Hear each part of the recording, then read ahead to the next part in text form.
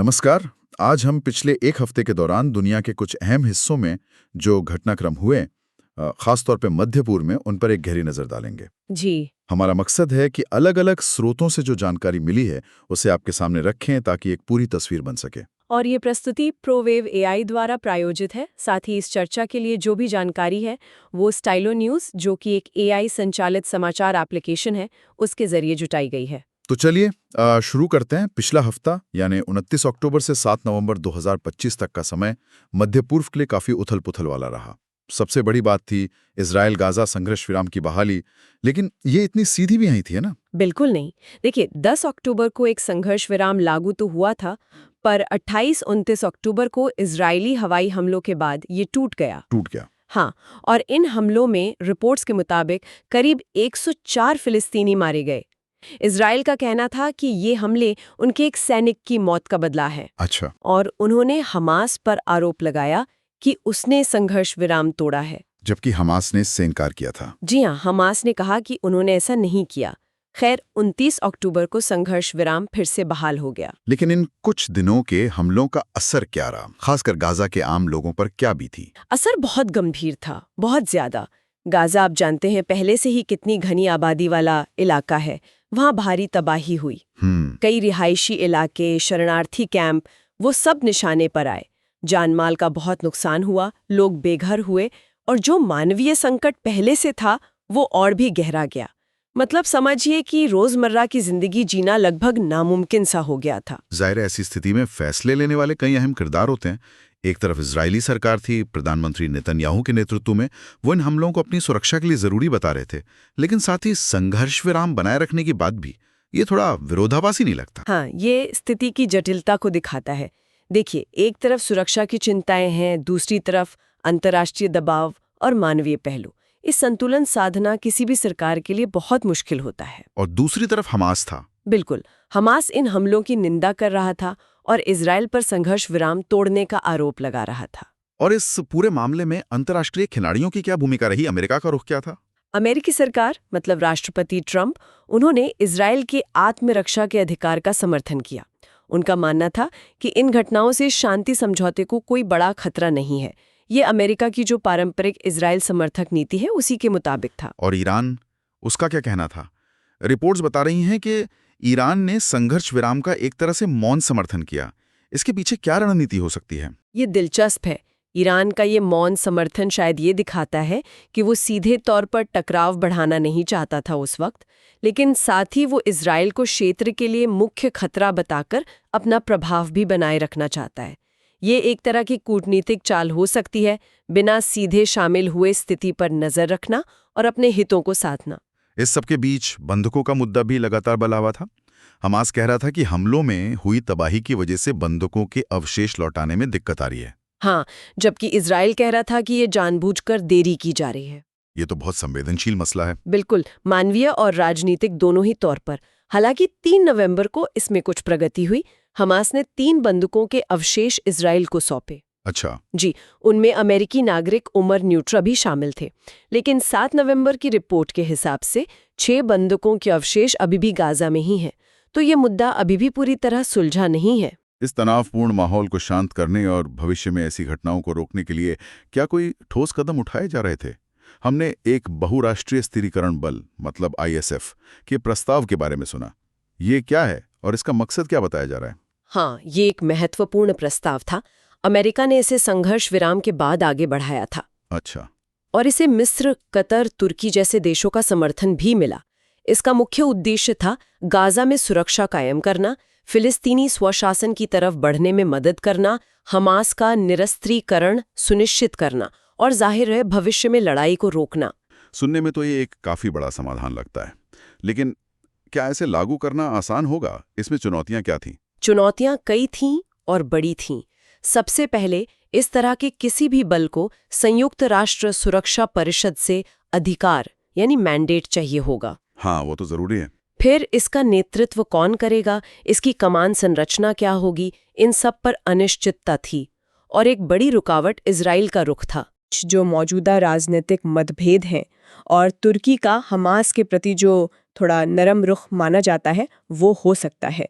Israel को चिंता हो सकती है कि तुर्की की मौजूदगी उसके सुरक्षा हितों के खिलाफ जा सकती है। तो कौन से देश इस बल में शामिल होने को तैयार दिख रहे थे? रिपोर्ट्स के मुताबिक इंडोनेशिया, मिस्र और अजरबैजान ने इसमें रुचि दिखाई थी। ब्रिटेन भी समन्वय में भूमिका निभाने को तैयार दिख रहा था। अच्छा। और इसमें ब्रिटेन के पूर्व प्रधानमंत्री टोनी ब्लेयर के संभावित रोल का भी जिक्र था। फिर 5 नवंबर को अमेरिका और ब्रिटेन ने मिलकर एक और विस्तृत योजना पेश की। उसमें क्या खास था? उस योजना में 2 साल के लिए ISF तैनात करने की बात थी।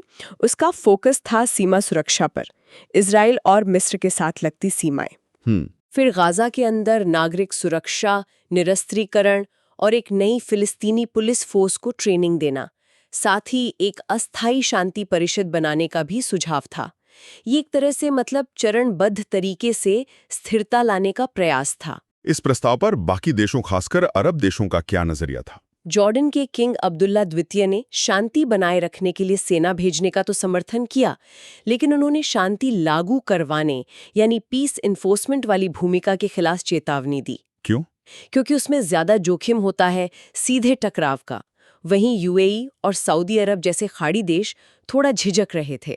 उनकी झिझक की वजह क्या थी? वे चाहते थे कि पहले सुरक्षा की पक्की गारंटी मिले, हमास का पूरी तरह निरस्त्रीकरण हो और फिलिस्तीनी अथॉरिटी PA का शासन वापस आए, तभी वो कोई सैन्य या आर्थिक मदद देंगे। वो शायद ऐसी स्थिति में फंसना नहीं चाहते थे जहां जमीनी हकीकत अस्थिर हो। ये 3 नवंबर की रिपोर्ट्स में सामने आया था। इसी दौरान कूटनीतिक मोर्चे पर भी काफी हलचल थी। हमने जर्मनी और हमास के बीच कुछ बयानों का आदान प्रदान देखा। हाँ, 1 नवंबर को हमास ने जर्मन चांसलर फ्रेडरिक मर्ज के उस बयान की निंदा की जिसमें उन्होंने इजराइल की कार्रवाइयों को एक तरह से सही ठहराया था। मॉल्स ने फिर से इजराइल के आत्मरक्षा के अधिकार का समर्थन किया। ये दिखाता है कि यूरोप के बड़े देशों का झुकाव किधर था। लेकिन अगले ही दिन जर्मनी के विदेश मंत्री योहान वाडाफुल ने थोड़ा अलग रुख अपनाते हुए शांति प्रक्रिया पर उम्मीद जताई ली और बातचीत को बढ़ावा देने के लिए इजराइल यात्रा प्रतिबंधों में ढील देने का इशारा भी किया। हो सकता है ये जर्मनी के भीतर ही अलग अलग विचारों को दर्शाता हो, या फिर ये कूटनीति का हिस्सा भी हो सकता है। एक तरफ इजराइल का समर्थन और दूसरी तरफ बातचीत के दरवाजे खुले रखना। अच्छा। इसी बीच 2 और 3 नवंबर को अमेरिकी विदेश मंत्री मार्को रूबियो ने हमास पर गाजा में मानवीय सहायता चुराने का गंभीर आरोप लगाया। उन्होंने कहा कि ये शांति की राह में एक बड़ी रुकावट है। और अमेरिका की तरफ से एक और अहम गतिविधि हुई जब 4 नवंबर को अमेरिकी राष्ट्रीय खुफिया निदेशक यानी DNI तुलसी गवार्ड ने इजराइल का दौरा किया। जी, उन्होंने किरियत गात में अमेरिका द्वारा चलाए जा रहे नागरिक सैन्य समन्वय केंद्र का दौरा किया। इस केंद्र का काम संघर्ष विराम की निगरानी करना और खुफिया जानकारी साझा करना है। ये दिखाता है कि अमेरिका जमीनी स्तर पर स्थिति पर बारीकी से नजर रख रहा था। उसी दिन 4 नवंबर को इजरायली विदेश मंत्री गिदोन सार भारत में थे। उनकी यात्रा का क्या मकसद था? उनकी मुलाकात भारत के विदेश मंत्री S जयशंकर से हुई। मकसद था दोनों देशों के बीच रिश्तों को और मजबूत करना और खास तौर पर भारत मध्य पूर्व यूरोप आर्थिक गलियारे IMEC जैसे प्रोजेक्ट्स को आगे बढ़ाना। ये दिखाता है कि क्षेत्रीय तनाव के बावजूद देश अपने लंबे समय के रणनीतिक और आर्थिक हितों पर भी ध्यान दे रहे थे। और इसी दौरान इस्तांबुल में अरब इस्लामिक देशों के विदेश मंत्रियों की भी बैठक हुई। वहां क्या माहौल था? वहां तुर्की ने इजराइल पर संघर्ष विराम तोड़ने और गाजा में पर्याप्त मानवीय सहायता न पहुंचने देने का आरोप लगाते हुए इसकी आलोचना की। ये फिर से तुर्की और इजराइल के बीच के तनाव को दिखाता है, खासकर ISF में तुर्की की भूमिका को लेकर जो मतभेद हैं उनके संदर्भ में। इन सभी घटनाओं पर आम लोगों की क्या प्रतिक्रिया थी? खासकर सोशल मीडिया पर माहौल कैसा था? सोशल मीडिया पर माहौल काफी बटा हुआ और कह सकते हैं भावनात्मक था। #Middle east, #Israel, #Hamas, #military, Gaza जैसे हैशटैग्स पर अगर आप विश्लेषण देखें तो काफी नकारात्मकता और ध्रुवीकरण नजर आता है। लोग अपनी अपनी तरफ के नजरिए को जोर शोर से रख रहे थे। क्या कहीं शांति की भी बात हो रही थी या सिर्फ तनाव ही था? हाँ, हैशटैग जैसे हैशटैग पर मिलीजुली प्रतिक्रिया थी।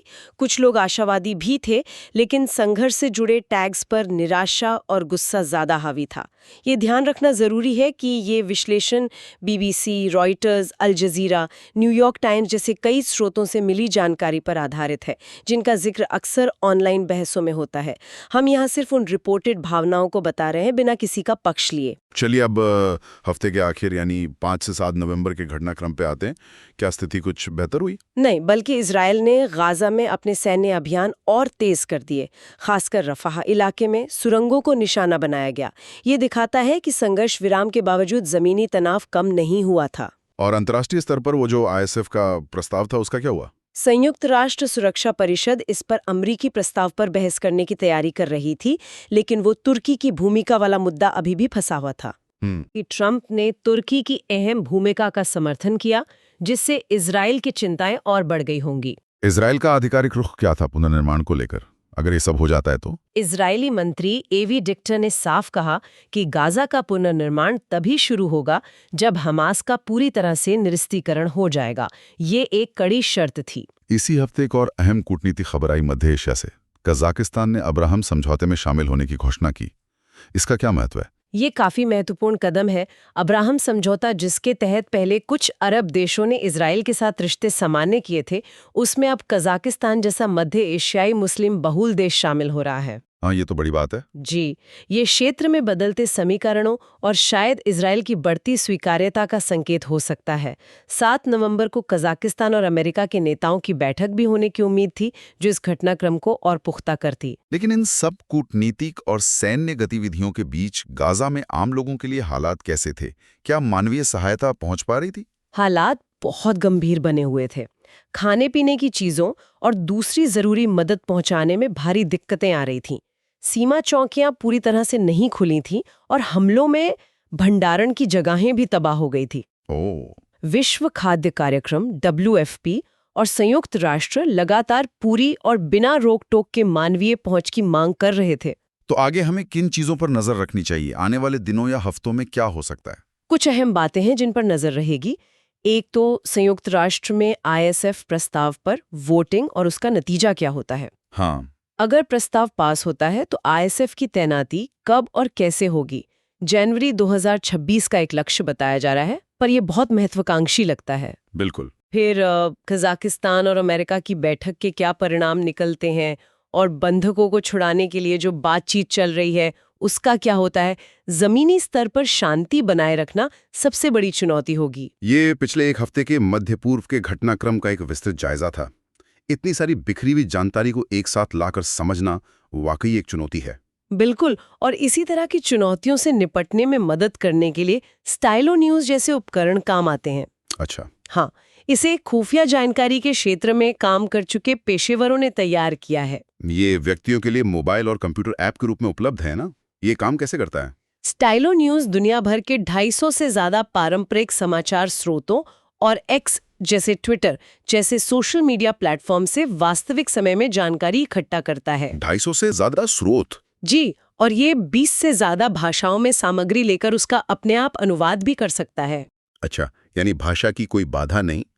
और फिर ये उस जानकारी का क्या करता है? ये डुप्लीकेट जानकारी हटाता है और हर खबर को उसमें शामिल लोगों, संस्थाओं, जगहों और समय के हिसाब से व्यवस्थित करता है।